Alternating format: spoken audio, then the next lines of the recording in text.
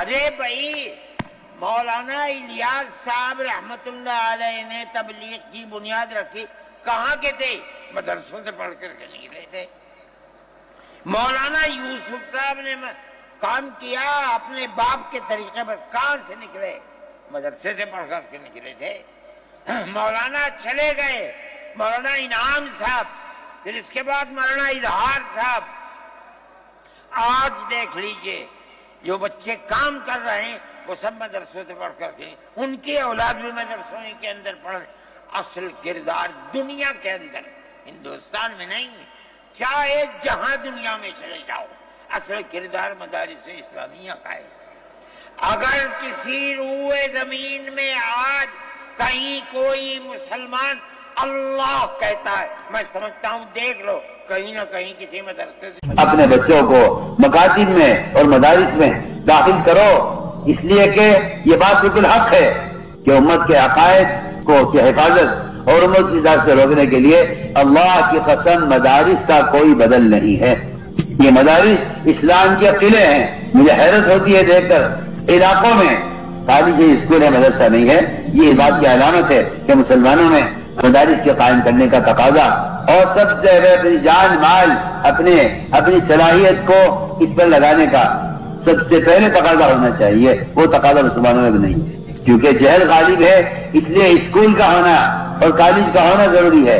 اگر آخرت کا فکر ہوتا تو آپ یہ کہتے کہ نہیں، اگر 10 اسکول ایک علاقے میں ہیں تو کم سے کم میں کہتا ہوں کہ 10 مدارس ہونی چاہیے، تاکہ یہ ساری پبلک، یہ عوام جن کا سمندر بہ رہا ہے جہالت کی طرف اور اسلام کی طرف، یہ ان مدارس سے علم حاصل کرتے۔ اور پھر بھی عرض کرتا ہوں، اگر کہیں کسی ملک میں کسی علاقے میں وہاں قال اللہ قال رسول کا یا اللہ کا کوئی نام لینے والا ہے، تو میں آپ سے یقین سے کہتا ہوں کہ یہ صرف ان مدارس کی برکت ہے کہ لوگ اللہ کو یاد کرتے ہیں اور یاد رکھتے ہیں، یہ ان مدارس کی برکت ہے۔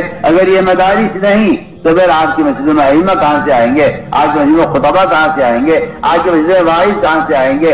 آپ کی مسجدوں میں مسائل بتانے والے علماء کہاں سے آئیں گے؟ آپ کو خطبہ دینے والے مفتیان کرام کہاں سے آئیں گے؟ یہ تو سارے شعبوں کی حیاتی مدارس پر موقوف ہے۔ ان شعبوں کی حیات مدارس پر موقوف ہے۔ اگر خدا نہ کرے مسلمان نے اپنے علاقوں میں مدارس کے قیام کا اہتمام نہیں کیا تو میں کہتا ہوں کہ پھر مسلمان کو اسلامی جھونک دینا ہے اور مسلمان کو جہالت کے حوالے کر دینا۔ আরে ভাই, মৌলানা ইলিয়াস সাহেব রহমতুল্লাহ আলাহি তাবলিগের ভিত্তি স্থাপন করেছেন কোথা থেকে? মাদ্রাসায় পড়াশোনা করে আসছেন। মৌলানা ইউসুফ সাহেব কাজ করেছেন তার বাবার পথে, কোথা থেকে এসছেন? মাদ্রাসায় পড়াশোনা করে আসছেন। মাওলানা চলে গেলেন, মাওলানা ইনাম সাহেব, এরপরে মাওলানা ইজহার সাহেব। আজ দেখুন যারা কাজ করছেন তারা সবাই মাদ্রাসায় পড়াশোনা করে এসেছেন, তাদের সন্তানও মাদ্রাসার ভেতরে পড়াশোনা করে। আসল চরিত্র দুনিয়ার ভেতরে, ভারতবর্ষে নেওয়া যায় যেখানে দুনিয়াতে চলে যাও, আসল চরিত্র মাদারেসে ইসলামিয়া কায়েম।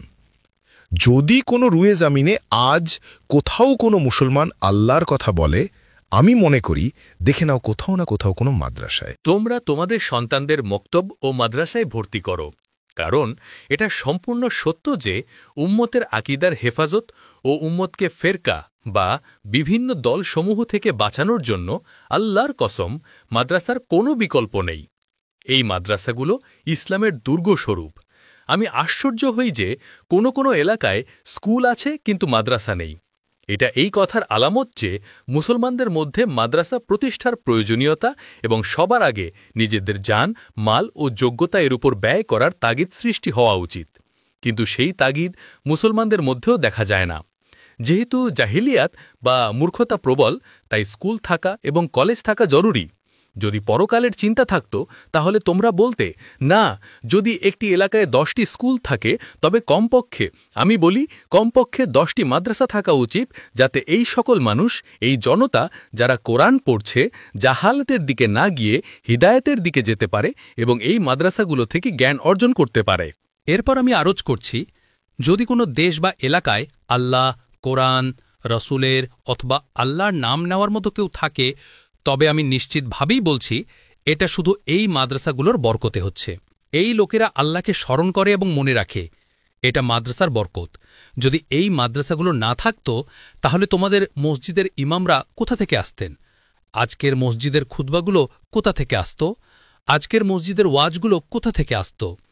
আজকের মসজিদের মাসালা মাসাইল অর্থাৎ ধর্মীয় সমস্যা সমাধান বর্ণনাকারী ওলামারা কোথা থেকে আসতেন? তোমরা আজকের মসজিদে মৌলবী কেরামদের কোথায় পেতে? এটা তো সকল বিভাগের জীবন তাদের উপর নির্ভরশীল। এই বিভাগগুলোর জীবন মাদ্রাসার উপর নির্ভরশীল। যদি আল্লাহ না করুন মুসলমানরা তাদের এলাকায় মাদ্রাসা প্রতিষ্ঠার প্রতি গুরুত্ব না দেয়, তাহলে আমি বলি মুসলমানদের এই পৃথিবী ছেড়ে চলে যেতে হবে এবং মুসলমানদের জাহালতের হাতে ছেড়ে দিতে হবে। হজরতজি মাওলানা সাদ কান্ধাল্লাভি দামাত বারাকাতুহুমের এক হৃদয়স্পর্শী বয়ান থেকে উম্মতের আকীদা রক্ষার জন্য, উম্মতকে বিভাজন ও ভ্রান্তি থেকে বাঁচানোর জন্য আল্লাহর কসম মাদ্রাসার কোনো বিকল্প নেই। এই মাদ্রাসাগুলোই ইসলামের দুর্গ। এই মাদ্রাসাগুলো থেকেই উম্মতের হিদায়েতের আলো ছড়ায়। যেখানে মাদ্রাসা আছে সেখানে ঈমানের আলো জ্বলে, আর যেখানে মাদ্রাসা নেই সেখানে জাহালাতের অন্ধকার নেমে আসে। মাদ্রাসা বাঁচলে মসজিদে ইমাম থাকবে, মিম্বারে ওয়াজ থাকবে, উম্মতের মধ্যে কোরআন ও সুন্নাহর জ্ঞান প্রবাহিত হবে। তাই আসুন আমরা সবাই মিলেই আমাদের সন্তানদের মাকতব ও মাদ্রাসায় পাঠাই এবং ইসলামের এই দুর্গগুলোকে মজবুত করি। হজরতজি মাওলানা সাদ কান্ধাল্লাভি দামাত বারাকাতুহুম, মার্কাজ নিজামুদ্দিন, দিল্লি। দিন ও উম্মতের হিদায়েতের পথে আহ্বানকারী। এই বয়ানটি হজরতজির কালজয়ী বক্তব্য থেকে নেওয়া হয়েছে। ভিডিওটি ভালো লাগলে শেয়ার করুন যেন দ্বীনি চিন্তা সর্বত্র পৌঁছে যায়। সাবস্ক্রাইব করুন আলোর পথে ঈমানের আলো ছড়ানোর জন্য। জাযাকুমুল্লাহু খাইর।